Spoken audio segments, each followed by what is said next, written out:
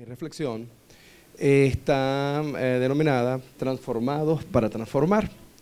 Ayer cuando discutíamos el título, Carlito se muere de la risa porque me decía transformados para transformar en la transformación transformada. Entonces, y le digo, no, Carlito, es en serio, pero está bien la observación, porque el agua estancada se pudre. Entonces, si tú no te transformas, no puedes transformar y no puede haber transformación, valga toda esa redundancia. Pero yo le decía, la idea de esto es que la gente tarde se ría, ¿no? Sacarles una risa a ustedes en el medio del eventual cansancio que pudieran llegar a sentir. Yo quería compartir en este momento la importancia acerca de esa decisión que implica la transformación, porque debe haber previamente una decisión a cambiar, a dejar a ese hombre viejo que vivía, dejarlo atrás, olvidado, y convertirnos en un hombre nuevo. Esa transformación nos ayudó, o ese cambio nos ayudó a convertirnos de criatura a hijo de Dios. Y esa decisión surge en el momento que decidimos seguir a Cristo. Y cuando nos bautizamos, comienza ese nacimiento de una nueva criatura. Ahora yo me preguntaba, cuando pensaba en esto, que muchos nos preguntamos, ¿qué podemos hacer con esto que podemos sentir? ¿Cómo hago para que mi familia se goce realmente en Dios y sea salva? ¿Y qué hago para que mis familiares disfruten de su presencia y conozcan realmente a Dios como yo lo estoy haciendo en este momento? He dicho en los discipulados que las primeras personas los primeros ataques que se levantan cuando uno decide seguir a Cristo comienzan en tu casa, comienzan en tu familia.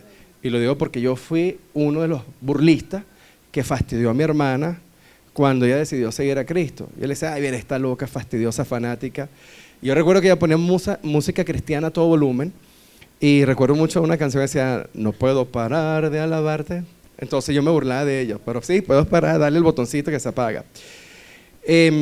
Leyendo este tema, o preparando este tema, cuando uno lee la vida de Saulo, quien después se hizo Pablo, me sentí un poco identificado solo en lo que concierne la parte de ser ese fastidiador de los cristianos. Y como decía mi hermana Fátima, volteas atrás y dices, wow, qué vergüenza, ¿cómo era posible que yo hiciera eso, no? Creo que ahí ha habido un cambio en mi vida, creo que el agua corrió. Le decía, si queremos comenzar a hablar de transformación, debemos pensar en una transformación genuina que vivió Saulo al convertirse después en Pablo, quien antes de ser apóstol de Jesús perseguía y mataba a los cristianos porque él estaba convencido de que eso era correcto. Eso lo podemos leer en Hechos capítulo 8, versículos 1 al 3. Sin embargo, cuando él tuvo un encuentro cercano con Jesús, sus ojos espirituales se abrieron. Hechos capítulo 9, versículo 1 al 19 lo relatan ese tema. Y fue transformado y fue usado por Dios, ¿para qué? Para transformar a muchos.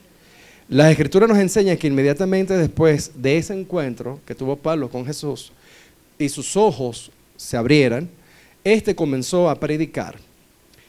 Hechos capítulo 9, versículo 20 dice, enseguida predicaba Cristo en la sinagoga, diciendo que este era el Hijo de Dios. Hay dos palabras claves que fueron empleadas en las reflexiones que nos compartieron nuestras hermanas Fátima y nuestra hermana que la antecedió, Nati, y es ser radical. Y si se dan cuenta de este versículo, Pablo fue radical, Saulo fue radical.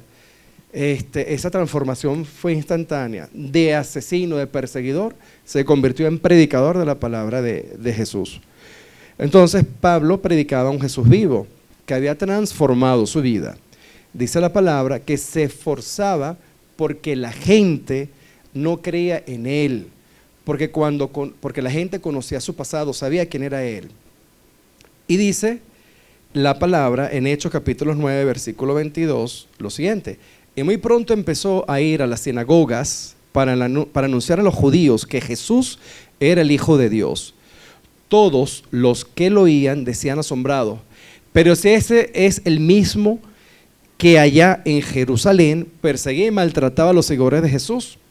Precisamente vino a Damasco a buscar más seguidores para llevarlos atados ante los sacerdotes principales. Y cada día Saulo hablaba con más poder del Espíritu Santo y les probaba que Jesús era el Mesías. Sin embargo, los judíos que vivían en Damasco lo escuchaban, pero no entendían nada. Tiempo después se pusieron de acuerdo para matarlo. Cuando Dios transforma nuestra vida, es normal, como le decía, que las personas no entiendan lo que nos ocurre, no entiendan ese gozo que podemos estar experimentando, que las primeras personas, como les indiqué, que nos atacan, son nuestras familias. Y por supuesto, es en ese preciso instante cuando nosotros decidimos seguir a Cristo, que le declaramos la guerra a Satanás. Cuando decidimos que vamos a caminar por el camino, valga la redundancia, de Dios. ¿Quién no va, Satanás no va a escatimar esfuerzo alguno para interponerse en ese camino, para hacer que nosotros flaqueemos y caigamos? Sin embargo, debemos mantenernos firmes y confiados de que Dios está con nosotros. Y si Él está junto a nosotros, nada y nadie nos podrá detener. Esto nos lo enseña Romanos capítulo 8, versículo 31. Si Dios es por nosotros, ¿quién contra nosotros? Cuando verdaderamente hay conversión, también hay poder del Espíritu Santo, manteniéndonos en el propósito de Dios para transformar tal y como lo hizo Pablo. Pablo, firme en su fe, viajaba para llevar las buenas noticias de salvación. La gente confiaba en él porque siempre daba buen testimonio. Nunca desmayó y estaba dispuesto a dar su vida por Jesús. Sabía que el hecho de que lo persiguieran, encarcelaran y apedrearan estaba bajo la voluntad y el propósito de Dios. Es decir, todo esto era necesario que ocurriera para así enseñar con hechos que con Cristo todo se puede. Recuerden que todo lo podemos en Cristo que nos fortalece. Además, Dios ya había anunciado que seguirlo trae sus consecuencias. Seguirlo tiene un precio. Hechos capítulo 9, versículos 15 nos dice: yo le mostraré cuánto le es necesario padecer en mi nombre. Entonces podemos ver que por fe y por amor a Cristo, dice la palabra en Hechos 9, 28, Saulo andaba con los demás seguidores de Jesús en toda la ciudad de Jerusalén y hablaba sin miedo acerca del Señor Jesús. Es decir, Saulo estaba arrestiado, no le importaba nada. Fue un cambio radical, ni un paso atrás, decía él. Sin duda alguna, Pablo fue y es parte de un gran mover de Dios. Hoy sus enseñanzas nos transforman y transforman otras vidas. Y nuestra experiencia en Cristo también puede transformar a nuestro entorno más cercano, que es nuestro hogar, que son nuestros amigos, e incluso ir un poco más allá. Nuestros amigos en nuestro hogar, porque nosotros venimos con ese júbilo en nuestro corazón a querer mostrar todo lo que hay si seguimos a Jesús. Queremos que nuestra familia sea salva, como decía el pastor Pedro, así sea patada, nos lo llevamos al cielo. Eso lo deseamos todos cuando conocemos a Jesús. Pablo fue transformado, como les dije, para transformar. Para eso Dios derramó en él su Espíritu Santo. Y de igual manera lo derrama sobre todos y cada uno de nosotros, sobre todos y cada uno de sus hijos, es decir, sobre los que reconocen a Jesús. Dice Juan, capítulo 1, versículo 12, mas a todos los que le recibieron, a los que creen en su nombre, les pidió ser hechos hijos de Dios. Ahora bien, hermanos, ¿cuál es la clave de la transformación? En primer lugar, debemos reconocer y creer para ser salvos. Romanos capítulo 10, versículos 9 al 10 nos enseña que si confesares con tu boca que Jesús es el Señor y creyeres en tu corazón que Dios le levantó de los muertos, serás salvo. Porque con el corazón se cree para justicia, pero con la boca se confiesa para salvación. Porque por gracia sois salvos, por medio de la fe, y esto no de vosotros, pues es don de Dios, no por obras, para que nadie se gloríe, dice Efesios capítulo 2, versículos 8 al 9. En segundo lugar, somos libres de elegir. Recuerden que Dios es un caballero. Dios permite que conforme a nuestro libre albedrío tomemos nuestras decisiones. Romanos capítulo 6, versículo 16 nos enseña: ustedes saben que quien siempre obedece a una persona llega a ser su esclavo. Nosotros podemos servir al pecado y morir, o bien obedecer a Dios y recibir su perdón. Por su parte, Gálatas capítulo 5, versículos 13 y 14 nos dice: hermanos, Dios los llamó a ustedes a ser libres, pero no usen esa libertad como pretexto para hacer lo malo. Al contrario, ayúdense por amor los unos a los otros, porque toda la ley de Dios se resume en un solo mandamiento. Cada uno debe amar a su prójimo como se ama a sí mismo. Les advierto que si se pelean y se hacen daño, terminarán por destruirse unos a otros. En tercer lugar, debemos buscar siempre las cosas espirituales y no las carnales. Atender al Espíritu de Dios, ya que el Espíritu de Dios nos hace amar a los demás, estar siempre alegres y vivir en paz con todos. Los hace ser pacientes y nos hace ser amables y tratar bien a los demás, tener confianza en Dios, ser humildes y saber controlar nuestros malos deseos.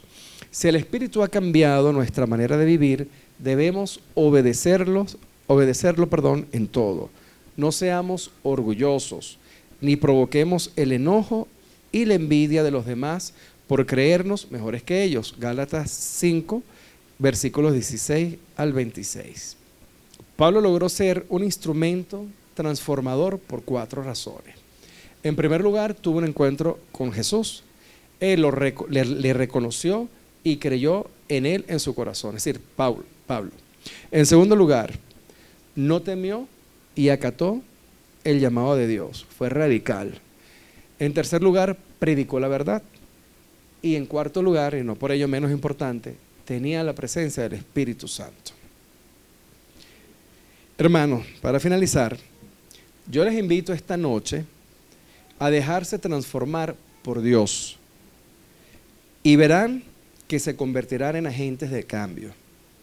Cuando Dios transforma nuestras vidas es para que generemos un impacto en otras personas. Dios nos transforma, insisto, para transformar. Pero ¿cómo lograrlo? Muy fácil. Dejándonos llevar por la dirección del Espíritu Santo, obedeciendo al llamado que Dios tiene para nuestras vidas. Eso es todo, hermanos. No quise quitarle mucho tiempo. Y bueno, gracias a Dios por...